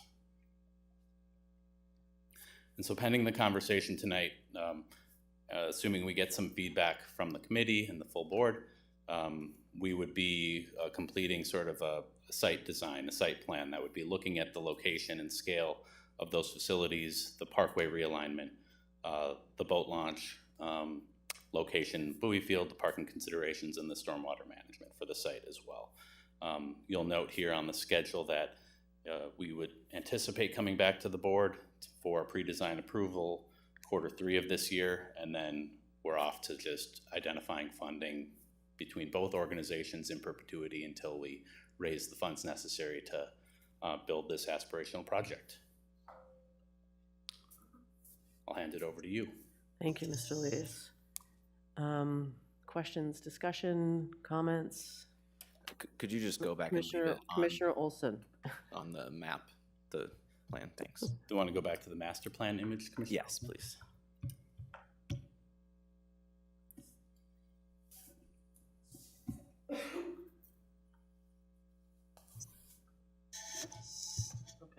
Do you have a question, Commissioner Olson? No?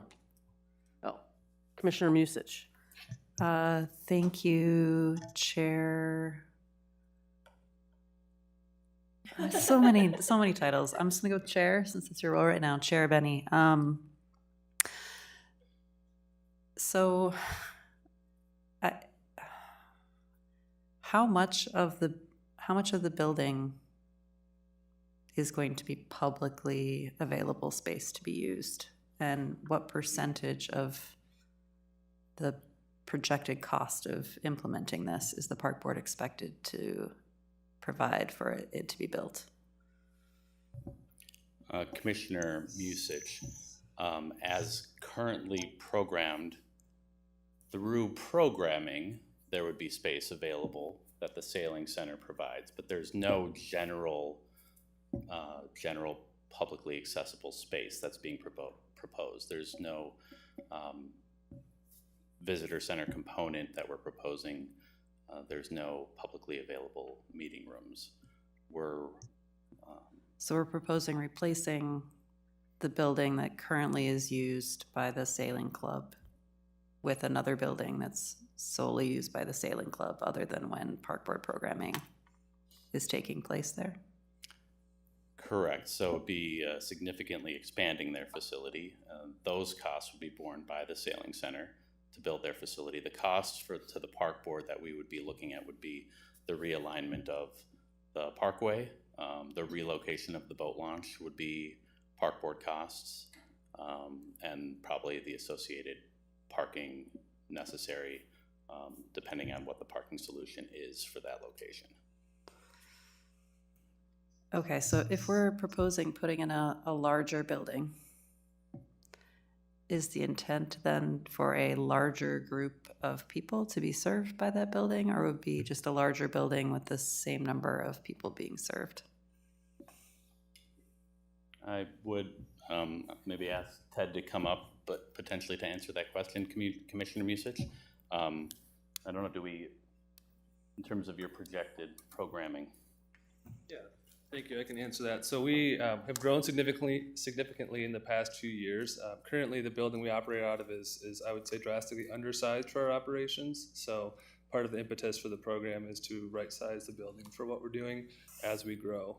We're having many children's groups from community nonprofits to name drop Dr. Verna Price's nonprofit being one of them that comes down and sends groups of 30 kids for programming 3 times a week in the summer. So we're growing, and hence the desire for a bigger building.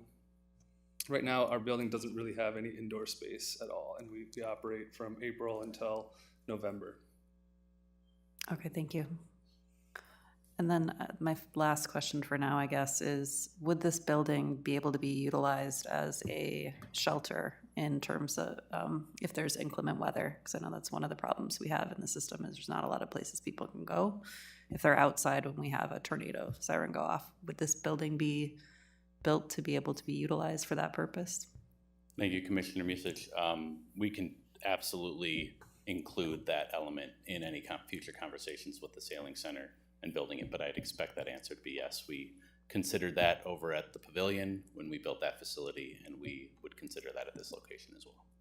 Okay, thank you. Commissioner Thompson. Oh, thank you. I'm just going to call you Chair Vice President Babeni. So I apologize for my bathroom break, and I missed like this thing, which I thank Commissioner Olson for requesting it back. What springs to mind with this building is what is our current MOU like with the sailing school? Because I know, you know, in my district is the Loppet and the Trailhead, and there's definitely like a lot of integrations with that organization, but it has a huge community space inside of it. Anybody can come and go. There are public restrooms, and yet they have site control, basically, right? I mean, it's complicated, but is that, what would happen to this in off-peak years? Like, people aren't sailing right now. And then, although the lake might not have ice yet. But I guess that's my question is it meant to be like the Lobbit? Do we have long-term solutions with this organization, or would this be something that we eventually would want to take over? Is that not it? We're just trying to build a building right now. I guess I'm not sure who to ask. Yeah, you want to answer all that? I can take a stab at it. Thank you. Commissioner Benny and Chair Benny and Commissioner Thompson. What we imagine and what we have talked about is a model that's very much like the Lopet, where we move through this process. The sailing school would be raising funds to be able to build a building, may actually build the building as the Lopet did. We don't know that yet, and eventually donate the facility to the park board. And then with that, we would have a lease arrangement, as we do with the Lopet, for them to be able to occupy and run the building. We don't know whether the building's going to be year-round yet or not. But there's lots of things left to be done. We are in the very beginning stages of the design process. And there's lots of other agreements that would have to come forward. Most notably would be the lease agreement and probably a similar kind of operating agreement as to what we have with the Lopet. Thank you. I think that's probably my only question for now. Thank you. Thank you. Commissioner Olson. Yeah, I'll just kind of say first impressions, I'm not a huge fan of this, frankly. We already had significant investment in this area. I would really prefer that we look at other places in the city. It's adding a lot of impervious surface to a lake, and I'm sure we would have mitigation of that, but you know, any addition is certainly detrimental. And you know, moving you know, the whole asset of this area is you know, I believe the, you know, pedestrian and walking and, you know, even the parkway around it and having that, you know, be diverted, I think is not great for the vast majority of park users. And given, you know, the analysis of the soil, I mean, that whole area is basically, you know, a swamp that floods periodically, and the costs that would imply, I would want to just look elsewhere. You know, it seems nice, but this would not be a priority for me. That's just my, you know, first impression. Wanted to put that out there. Thank you. President Forney. Thank you, Chair Benny. Having been a part of the planning for all of this and everything, I actually get very excited about this. We all know very well that the northeast corner is highly, highly, highly congested, and you are presently more than cramped. So I'm very grateful that this is moving forward. It just, you know, to remind people and everything, really the crux of the northwest corner was to connect to, I think in my lifetime, I might see the Southwest LRT completed at that station, which is quite close to it. So that was the intent, is to make this a destination point. Nobody, when we were going through the whole planning process, of course, envisioned that we would be losing the refectory. And so a lot of the amenities that were proposed for the northwest corner, yes, have been satisfied. in the new refectory. I'm very grateful for that. But I do believe that what the community engagement process went through, this was a very, very strong need to have this, like I say, as a destination point to meet a lot of needs. So I would encourage us to really consider having year-round bathrooms. I think that that is really something critical. I personally appreciate them. And the rerouting of the parkway was intended because that shoreline is so narrow, prone to erosion, and so, you know, it is to stabilize that. And that present field is totally unusable the way it is. So there's a lot of stormwater issues that need to be dealt with. And so I'm very excited about it, but I would really encourage year-round use. And I would love it to be something that through your fundraising, that as happened with the LOPIT, that the facility could be donated to the park board. So I'm very excited. But the big thing that I didn't hear in all this is, are we going to be doing community engagement? I want to make sure that that's something that the community is aware of what's going on and has a voice through that project. Thank you, President Forney. Yes, the MOU does dictate a community engagement plan between the Sailing Center and the Park Board in moving this design forward. So that is very much the plan. I just want to make sure I heard you correctly. You mentioned year-round use. You're advocating for the Sailing Center facility itself to have a year-round operation of some kind, and you're also advocating for year-round public restrooms at that location. I would love both of them, yes, because I believe that what we had envisioned there was actually a visitor center. And like I say, you know, with the opening of the LRT stop, I think it's just really opportune. There's something else I was going to say. I can't remember what it is. Oh, and acknowledging, of course, the neighborhood's desire to do, I can't remember what type of gardening that they want to do, but that is something that the neighborhood has put aside funds to be able to do that. So be sure to tap in. They have NRP funds still that they would like to utilize. So. I'll call, I'm sorry. I'm finished, thank you. Thank you. Commissioner Schaefer. Yes, thank you for recognizing me. I thank you for answering the community engagement question. That was one on my list. I'm just going to go through these really quickly. When you talk about, you know, this percentage, do we have an idea, to Commissioner Olson's concern, around the percentage that the sailing school will be fundraising and the percentage that MPRB will be? I know that's a little bit design dependent, but is it 3/4, 1/4, half? Do you have a sense of a rough estimate? Commissioner Schaefer,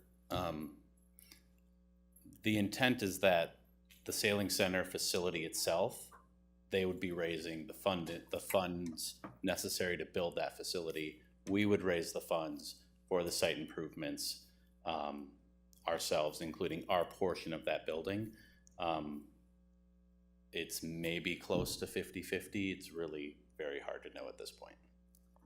We can very much, we will, I mean, so the next step for us is to hone in on that building size, analyze the site improvements, do the detailed cost estimating, and really provide a better understanding of the future funding responsibilities of each organization based on the cost estimate of everything in that plan. Yes, and you mentioned the site preparation is a little more cost intensive in this particular location. What is the plan for the space that's being vacated on the other side of the current boat launch? Yeah, Commissioner Schaefer, it is envisioned that that side of the new refectory actually house the Wheel Fund rentals, and that they relocate from their small 6x6 shack potentially into the facility that the Sailing Center would vacate. The boat launch would be removed from that location, and we'd look at potentially some expanded informal seating to support the concession operation. Great. And then as far as year-round use, I want to just put a plug for this idea, and it's outside the box, as you know, sometimes comes from me. But what I would like to say is there's been a huge interest in lake dipping, whether that's the Harriet Magic Hole or Cedar Lake permits that are being facilitated with individuals and volunteers within the system. I also know there's been passed last October by the City Council, a huge influx of business to Embrace North, which is an indoor ice bath sauna combination where commercial grade ice baths at like 32 degrees, 0 Celsius are being utilized for a very small subscription fee, and it is gangbusters. There is a huge community of young people, every age group is represented there. And so I think this is an opportunity for the park board, whether it's a cut in the lake and a sauna on the interior. I know we have some informal arrangements with 612 Sauna at East Cedar Lake Beach, but there's a huge opportunity here that is a growth opportunity and fits with our LOPIT strategy, with a lot of different things. So I don't know if this is the right site for that, but if there were an opportunity and space for a year-round use, I think that would be a huge community hit. Thank you. Commissioner Thompson. Thank you so much, Chair Benny. I feel like compelled to say what I'm going to say, and it just comes to me. I believe it was President Forney who used the phrase unused land, and I'm going to side with Commissioner Olson on this one. We talk so much about activation and Wheel of Fun and sailing, and I get the sailing center and I get all those things, and wanting to create space in our city, but that little strip of land, I could cry. Every year on Victor Memorial Drive, I watch the ducks go up and down in the puddles looking for a place to have their hatch their eggs. And I know that this is another space that the ducks use. And I used to take my son down there and we'd watch the ducks, right? And I can't let this conversation pass without throwing that out there. We have it as one of our strategic directions to I think it's steward natural resources, or however we named it, and I don't remember what letter it is, but it's just, what about the ducks? That's just something that's important to me. So I'm on the park board. That's what we do. All right, so speaking for the ducks, since we've had a couple comments in that vein, Assistant Superintendent Schroeder, didn't we pass some kind of resolution actually looking at this location? This was moved and approved by the board to start the preliminary design work related to this location, correct? Chairman Mooney, I'll note that that yes, there was an MOU passed with between the park board and the sailing school to explore this, and also important is the page in front of you. This is park board policy. The Videma-Casca Harriet master plan is park board policy. Yeah, thank you. Commissioner Menz.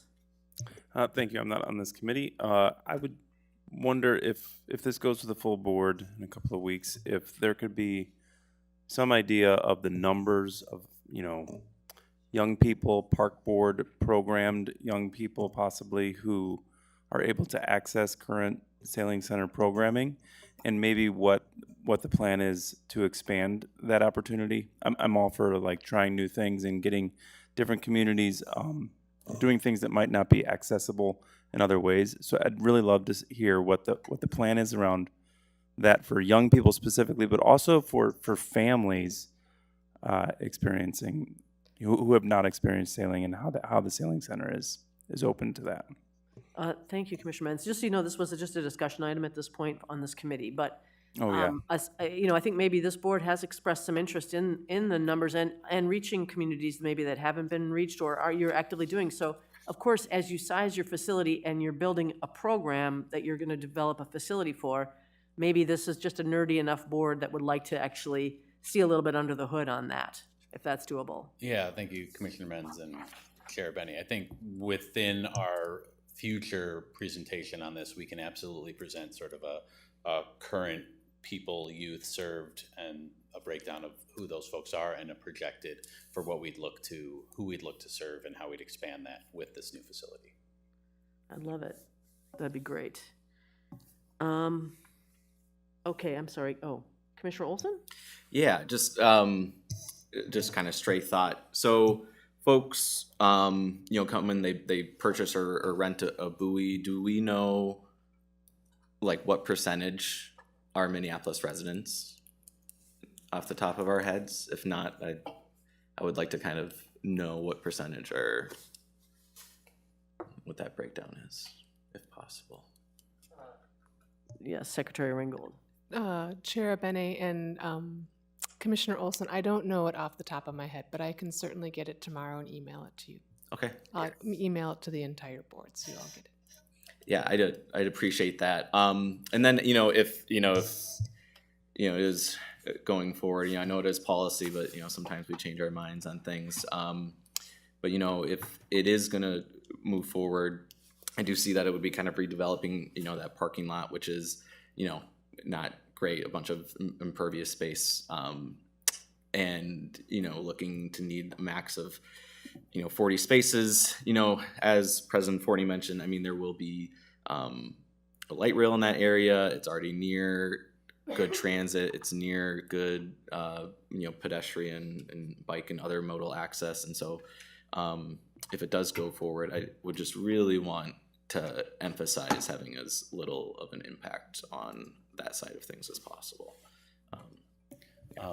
Chair Benny, Commissioner Olson, just 2 points of clarification. One note is that the buoy field operation is completely separate from the sailing center operation. Okay. So we run the buoy field rentals. Yeah, the park board does. Okay. And the sailing center has their own operation that is independent from that.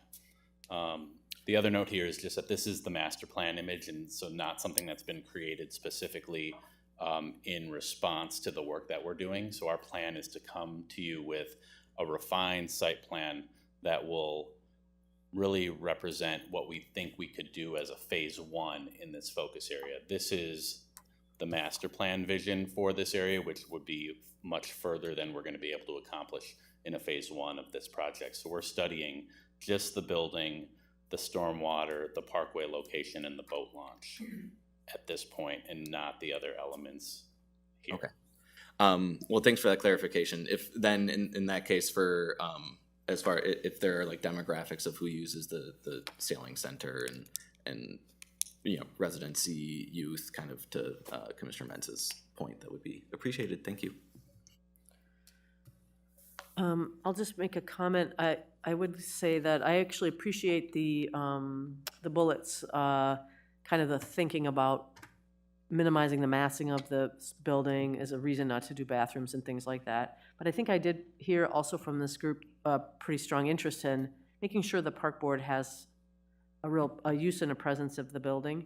And what Commissioner Thompson brought up about the trailhead facility, I'm not a skier. I mean, I probably should be a skier, but anyway, I feel very comfortable walking into that space. I feel very welcome there, even if I'm not there for to do the primary activities of the space. And so it'd be nice if park patrons felt that they were able to enter or access this facility. It's a facility on public land, after all. So, but I really kind of appreciate your interest in the massing as well. Other comments? No. Okay. With that, I think we have an adjourned meeting. Yeah, thank you.